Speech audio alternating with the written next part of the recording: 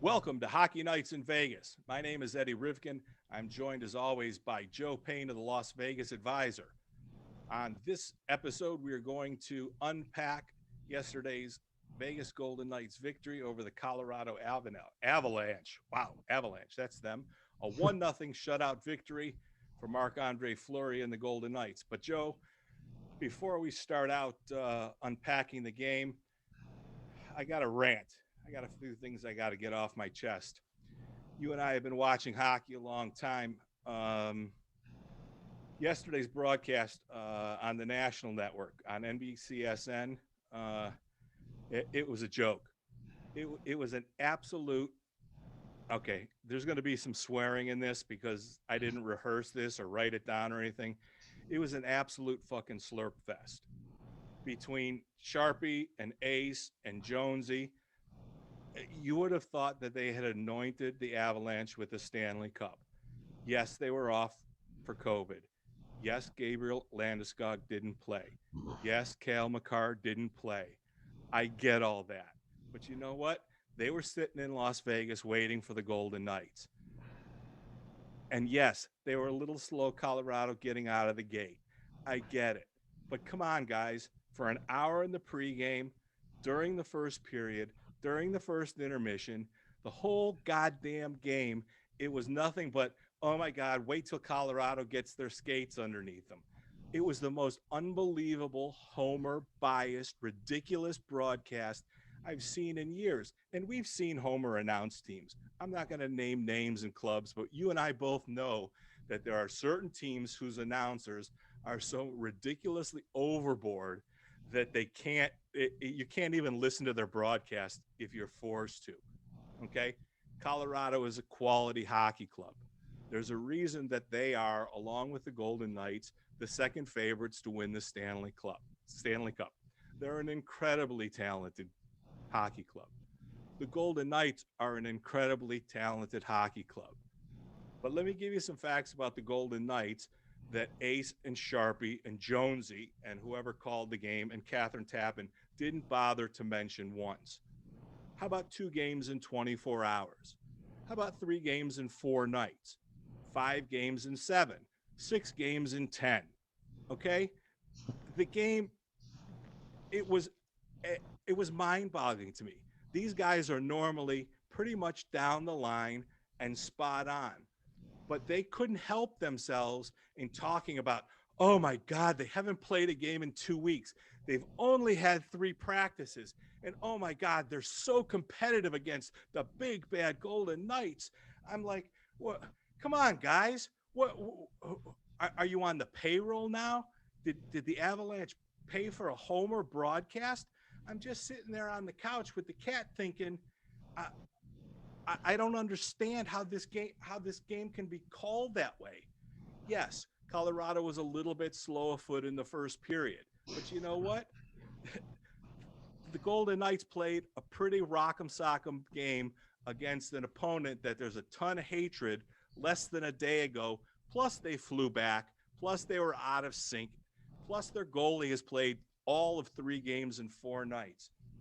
I just, I was disgusted, absolutely disgusted that a national broadcast group that's been so good, that's been so down the middle for so many games, and sometimes we're forced to watch the national game every, 6 or 7 times a year, could be so one-sided, right?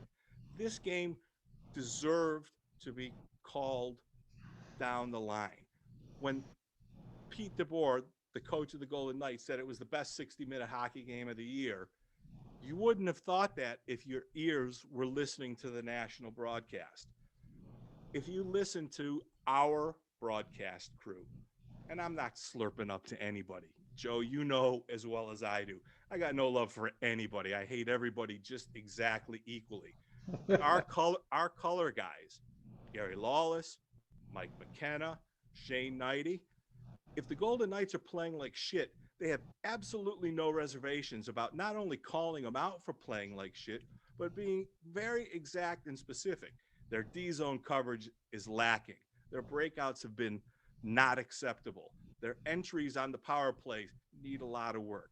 They have absolutely no governor whatsoever, and they don't hide any of the mistakes or errors or bad play by the Golden Knights. No matter what the Avalanche did yesterday, oh, it was rust. It's nothing but rust. Oh, they're going to get so much better. This team is so good. And listen, rust these nuts, okay? The Golden Knights are a really good hockey team, and they were mistreated. They were abused yesterday by the broadcast crew of NBCSN, not only by the broadcasters, but by the studio staff. And it's a joke and it's an embarrassment. And all of those people should be ashamed of themselves for how they treated the Vegas Golden Knights. That's it. That's the end of my rant. Good night, folks. Thanks for playing. Thanks for stopping by. Thanks everybody for stopping by. But that's how I feel, and it really bothered me because normally those guys are all spot on, but yesterday it was ridiculous. I mean, listen, guys, wipe the Avs glaze off your face because you've been eating the Avs donut the whole game. I mean, it was ridiculous. So now on to the game. Avalanche. They got shut out.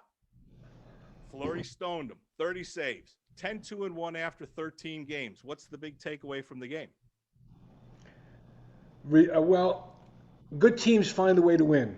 Okay, the Vegas Golden Knights are a good team. So are the Colorado Avalanche. But I was at the game, so I didn't hear the broadcast, and so but did read things on social media where everybody was pretty much had an opinion similar to yours about the disrespect that NBC Sports was. I don't know if they were giving disrespect to the Vegas Golden Knights, but they were kissing ass for the Avs. That was pretty obvious based upon what I read. But in hindsight, and I wrote this in my article. In hindsight, Vegas was off for 9 days due to COVID protocol. They came back strong, okay? And yesterday, Colorado was the rest of the team where Vegas had, like you said, has been played 2 games, not only all games are division games this year, but against the San Jose Sharks, pretty much a tempest, so to speak. Tempest flared. So there was a lot of emotion in that San Jose game, and they had to get back on a plane and come to Vegas and play literally. The 1 o'clock game ended around 4, and yesterday's game started at 4. So literally 24 hours, probably less than 24 hours, because they got to get to the rink, they got to pregame skate and all that. Vegas found a way. I mean, even Fleury admitted in his post game that his legs felt a little tired yesterday after playing 2 straight games. Yep. I didn't see whether he actually skated this morning in the morning skate. I'm assuming they probably gave him what they call in the NHL a maintenance day. He probably just stayed off his skates today because with the Leonard situation still the biggest mystery in Las Vegas, besides Megabucks.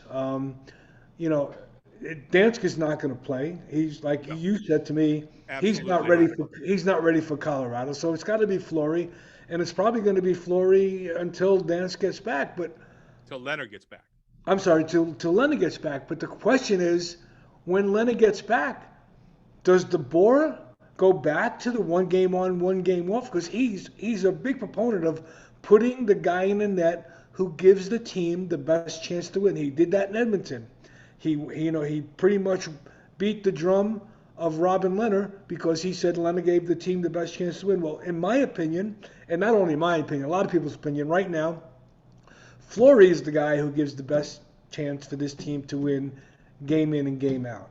So I don't know. I was going to pose that question to DeBoer at the post game yesterday, but unfortunately, there's only a certain amount of limited questions that DeBoer can answer, and I didn't get called upon. But I was going to ask him, based upon your coaching philosophy of wanting to put the best goaltender in the net, based upon what Fleury's done, giving up, I think it's 11 goals in the last 8 games. 1.38 goals against average.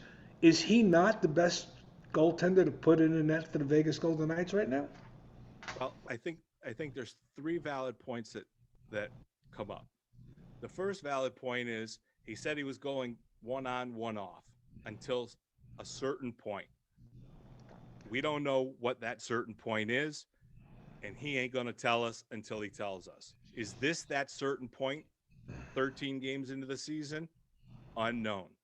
The second thing is Fleury has said on one occasion he kind of likes the game on, game off because he gets enough rest and he's always fresh.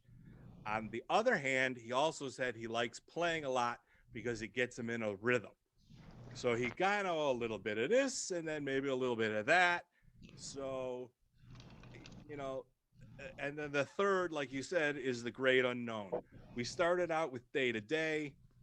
Then we heard that he tweaked something in a pregame in the morning skate, and then they told Fleury about 4 o'clock that afternoon that he was going to go in the back to back. And to me, I think that it smells a little bit like a disinformation campaign. He took that shot, it looked like off the collarbone or high on the shoulder, Yep. and he went down on his knee. He finished that game, but he looked like a wounded panda to me. And, we've beaten this into the ground that we're never going to know the truth. But Never. I suspect maybe this is more than day to day and not LTIR, long term injury worthy. But there's still a great question to go in goal. Um, I think Fleury for sure goes tomorrow night. Then they don't play again until Saturday in Lake Tahoe. I think there's absolutely no way that that's Leonard's game back. And then without having the schedule in front of me, depending on how compacted it is, I think they go again Tuesday. So it's really going to be a matter of Leonard's health versus how compact and if there's any true back-to-backs coming up. I think those are going to be the factors that determine, when that rotation or how that rotation sort of comes into play. Would Next point. you Go ahead. would you be shocked if Leonard is back and he obviously they sent the goaltender and Brown back to the Henderson Silver Knights. So with that being said, it looks like maybe Leonard is close to returning to the lineup. Would you be shocked if Fleury plays tomorrow that Leonard plays at the lake on Oh, Saturday? 1,000%. I'll take Leonard for next Tuesday night in Colorado. Okay. So you I'll think there's no chance that no, I'll take Dansk to back up tomorrow, Leonard to back up Saturday at the lake, and Leonard to start Tuesday night in Colorado. okay, that's fair. And I think I think the NHL wants Fleury on Oh, the come in on. Lake Tahoe. Come Yeah, on. They want more. They want that more than I want a piece of pizza right now. yeah. Well, And you know we how know, my we, keto and we diet know is that's going. not going to happen anytime Right. soon. All right. I want to talk about the kids. The Which one of the three? no, not three. No, I want to talk. I want to talk about all six of them because Okay. they made the broadcasters made a big deal about the Avalanche and this, that, and the other thing. But what if I told you that between White Cloud, uh, I can't remember. Haig, Haig, White Cloud, Haig, Coughlin, Glass,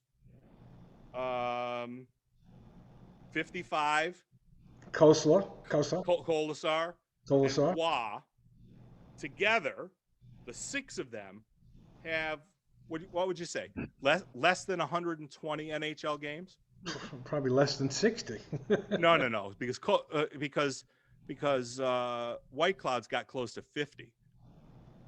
No, Wyckoff doesn't have 50 games in the NHL. Yeah, he had 30 something last year plus the bubble, plus Oh, all of the you're counting playoffs. Okay. yeah. Okay. So between the Usually when you talk stats, you don't include playoff games. so regular season games between the six of them, they have 100 NHL games. Maybe it's close, but maybe. Okay, so 6 kids in the lineup, 6 kids, and all right. I'm not going back to the rant. I'm just telling you that everybody was talking about organizational depth, and the Golden Knights, without Shea Theodore, without Braden McNabb, are playing three legitimate rookies. And those kids, they don't look like rookies anymore. I'm not ever calling Zach Whitecloud a rookie again. That's over for me. You can call him a rookie by the box that NHL statistics uses to call rookies, right? Haig played 30 some games before Pete DeBoer got there. And then DeBoer said, listen, he just got boxed out by the lineup the way it was set. But you know what? I was hugely critical of that young man. I told you I thought he was too slow a foot to work in Pete DeBoer's style. I'm eating that crow. I'm not going to lie to you. That kid worked his ass off over the summer. He is not intimidated anymore, and Pete DeBoer is using him pretty much in every situation except the PK. And that kid is an NHL player right now. And for having 6 games under his belt, Dylan Coughlin, he's making a case that he's an NHL player too. They said that the knock against him was his D zone coverage, and that was going to be his liability. We haven't seen him really exposed yet either. You know, I'm a big Who fan. One of my favorite albums. The kids are all right. Those 3 kids, they're playing awfully good. They do have a little bit of an upcoming problem though. When Theodore and McNabb are ready to come back, correct me if I'm wrong here.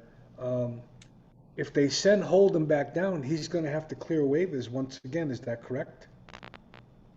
No, they're not gonna send him down. They're gonna put him on the taxi squad.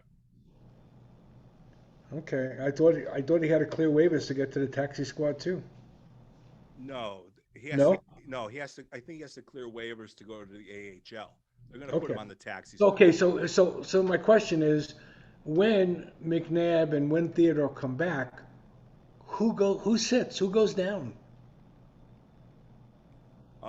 Holden and I Haig, Holden and Coughlin? Haig, Holden and Haig. I think Colasar can go back to. Will go back to Henderson. Well, no, no. Well, Colasar is a forward. I'm talking about they're No, not gonna. Colasar. Coglin. Yeah, I was gonna say they Coglin. have I'm two. sorry, I'm talking Coglin. about two defensemen. Yeah. Yeah, So you think Coughlin and Holden. Holden go back? Okay. Yeah, I think so. But listen, yeah, I would say if you're a Golden Knights fan, or if you are George McPhee or Kelly McCrimmon, this is an awfully nice audition. This shows you that you drafted well, that you signed well, and remember they still have Jimmy Schultz in Henderson, and they still got some kids who are pretty much on the cusp of a cup of coffee in the show, and have earned their way to at least an audition and a show. I, They I I think the only mistake that was made, and I don't even know if it's considered a mistake because our leading goal scorer is Max Pacioretty, but man, that kid Nick Suzuki looks awful good in Montreal, and Montreal is a tough place to play in. Just think how much better he would be here in Vegas without all that pressure. Yes, but you know what? He There's one thing about Nick Suzuki that he can't change, and His size? he will always be undersized. Yeah, his size, yeah. And you know what? We found out when Cody Glass left as a child and came back as a grown ass man. This over this summer.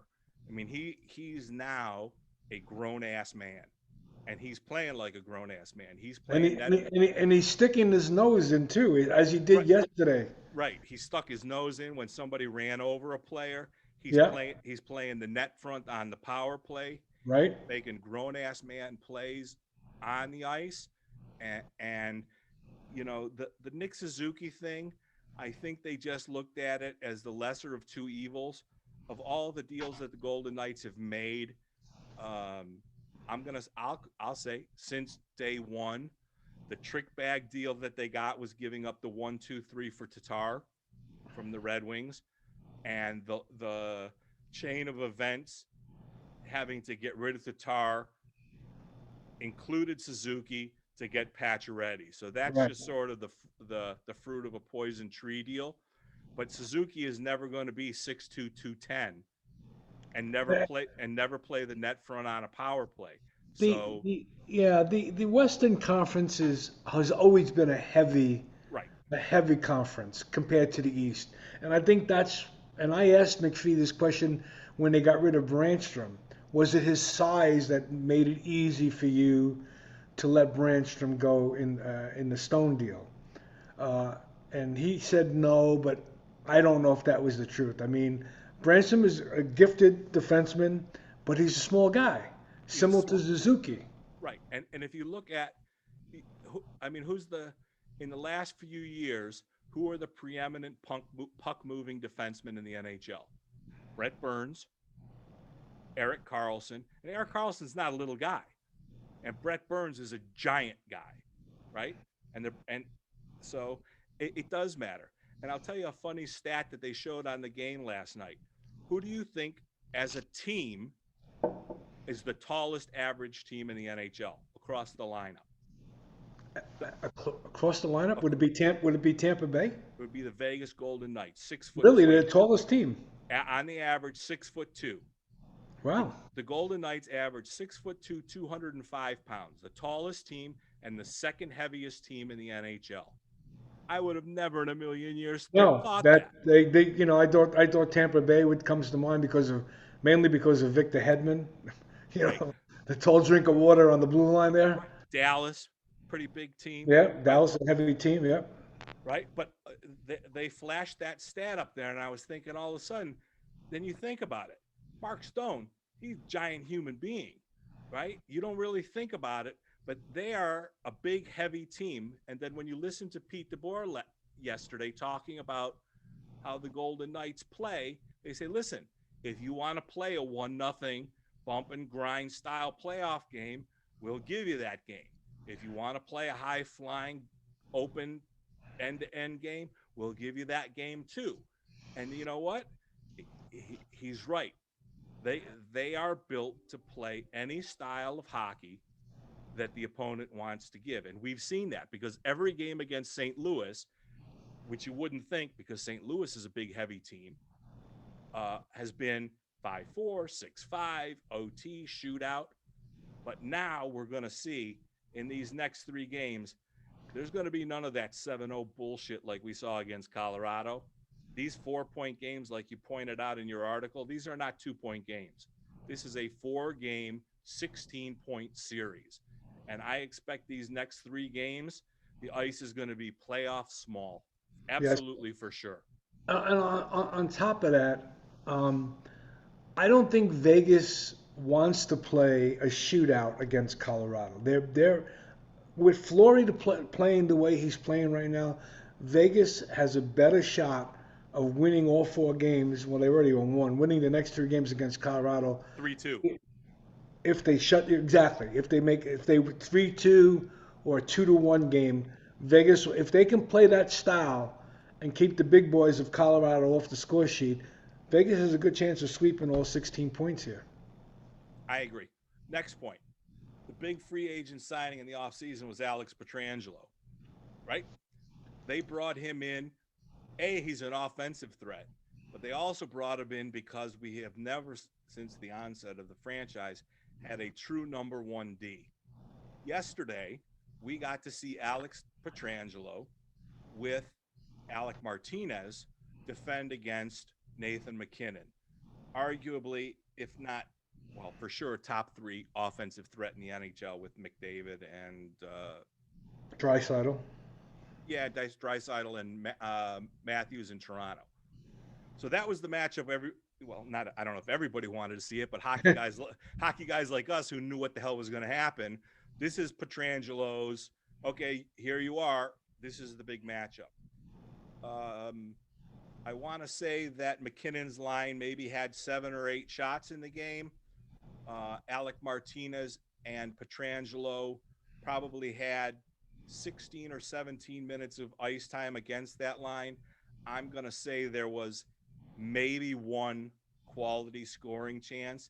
And you can see that Pietrangelo Martinez and Pietrangelo McNabb, when he gets back, they're going to be the shutdown pair for the Golden Knights. Absolutely 100%.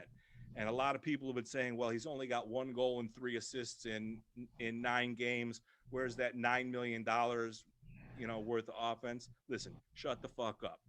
Okay. He's going to be more valuable playing against other teams' Right. number one line offense. Okay. Because our two pair will be Shea Theodore and Alec Martinez. And a lot of two lines aren't going to have any answer for that. And God forbid if our three line ever settles in and figures it out and gets the chemistry with Tuck, Glass, and Wah, I think we're doing okay. I think we're settling in just fine. And, Pietrangelo played the same system for 13 years in St. Louis. He's played 9 games in Vegas. Everybody should just sort of settle down. Things are going to be just fine. He's finding his way around the ice. He's jumping in the rush a little bit. He's still kind of picking his spots and finding his way. His shot's getting through a little bit more. He's finding his D zone coverages a little bit better. He's still learning his way around. Everybody just be calm. But he covered one of the best 3 offensive players in the NHL pretty much like a blanket yesterday. And we picked up a pretty big win against a team that arguably outplayed us a little bit and had a pretty good third period when our legs were a little bit tired after a back-to-back game. Other than yesterday's game, the previous games that Pietrangelo has played, he hasn't really, I guess the word is shine. He hasn't really said, it doesn't make anybody go, wow, this guy is a great pickup. But that changed yesterday with his defensive prowess against at least the two of the forwards on that line. I'm not too sure if I'm sold on Saad being that much of an offensive threat. But the other two guys on that line, they are. And I think they got about 8 shots on net on Fleury yesterday of the 30 that he stopped. But Pietrangelo earned his keep. He earned his paycheck yesterday. He was out there for almost 26 minutes total, I think. 25 minutes and 54 seconds or something like that. But he spent a lot of time on the ice and a lot of time against the big guns of Colorado. Right. And if Landeskog comes back, that's going to continue because Saad is a replacement for Landeskog. Right. So, Saad is probably at this stage of his career. I mean, he had a lot of good years in Chicago, but, Saad's probably their third line guy. Right. When Landeskog comes back. Right. He's kind of he's a fill-in. Yeah. Yeah. They're going to be a better team. They're going to be a better effort. Probably, I would expect from them tomorrow. It's the same thing. These things are predictable. It's their first game back. The Golden Knights were a little rusty the first game back too. That's okay. But Pietrangelo's in a month with another 10 games under his belt, you're going to see he doesn't need to be remarkable on this team. He needs to be above average steady, right? The power play didn't score yesterday, put up 3 against San Jose, but you can see the puck's starting to move a lot more. The systems are starting to get in place. They're getting shots. They're going to get there. After tomorrow, they're at the quarter post, 14 games out of 46. 56. 56. So, I mean, they pick up a win. I mean, 11-2-1. 11. If they win tomorrow, 11-2-1 after 14. Everybody should just be really quiet. It's we're doing 11-2-1, and we'll have games in hand. Yeah. I think right? we have 3 games in hand. Couple 3 games on St. Louis, and So to circle back to yesterday, I think it was a really quality win, right? Under some adverse circumstances. I thought Flower played great, right? He made every big save that he needed to make. The team certainly got a little jelly-legged in the third period, which was to be expected. Their best player was their goaltender, and they won the game. That's what they do. Word of the game for me, resilient. That's my thought, right? Good teams win games under tough circumstances. The Golden Knights are a good team, and they won a game, and they got 2 important points. Four, actually. Four. Four important points against, we'll say it, a co-favorite from the Stanley Cup that's in their division. What's your final thought for yesterday's 1-0 win over the Avs?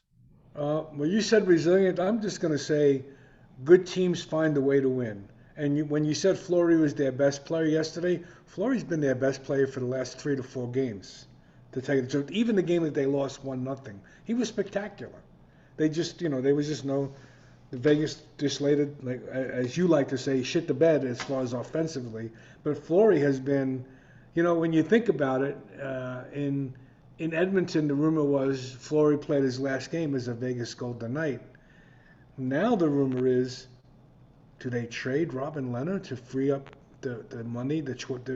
They have $12 million locked up on goaltenders right now, and it's kind of put them in a horse collar kind of effect going forward, especially with the flat cap. Do they move a goaltender? And if they do, right now they're not moving Fleury. Even though did you see the rumor that Pittsburgh inquired about bringing Fleury back? I read that, but that rumor came out of Pittsburgh, so okay, so that doesn't mean it's not true. And this is a team, by the way, who not only gave Vegas Fleury, but gave them a first-round pick to take Fleury from them. Now they want him back. Yeah, well, Fantasy Island is also located in Pittsburgh, so Mr. Rourke and Tattoo also have apartments there. So in my opinion, there's no doubt in my mind, Fleury retires as a Vegas Golden Knight. He's not going anywhere. Sure, Fleury for Sidney Crosby. I don't think that's going to happen. That's why the general manager of Pittsburgh left, because he wanted to trade Malkin. Right. And the owner, Mario Lemieux, said, no, that's not going to happen. All right. We're gonna wrap it up, but we're gonna turn around because after tomorrow night's game, win, lose, or it's only a win or a loss.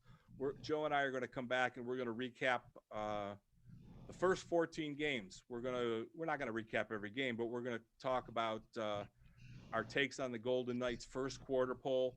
We're going to we might even make a couple of predictions, and since I am outstanding at predictions, because speaking about predictions, yes, go ahead. How was your Super Bowl prediction? My Super Bowl prediction was spectacular because I would never bet against the greatest living American, Tom Brady, and I had the under. You did. And I also bet that the first female official in the Super Bowl would wear her hair in a ponytail, not wear it up. And I bet that the first pass would be complete. And I also had a couple other ridiculous props that the first timeout would be called by Tampa Bay, not Kansas City, and a couple other real dumb ones. So I did okay, but the greatest living American, Tom Brady, came through in the clutch for me. He is impressive. That man is impressive. And did you see how he threw that Super Bowl trophy boat to boat? I did. And did you see the daughter? Yeah. The daughter of the man who yeah. Here's my message to her. Shut up, Karen. She's like, oh my God, that's so disrespectful. Right. Shut up, Karen. Come on.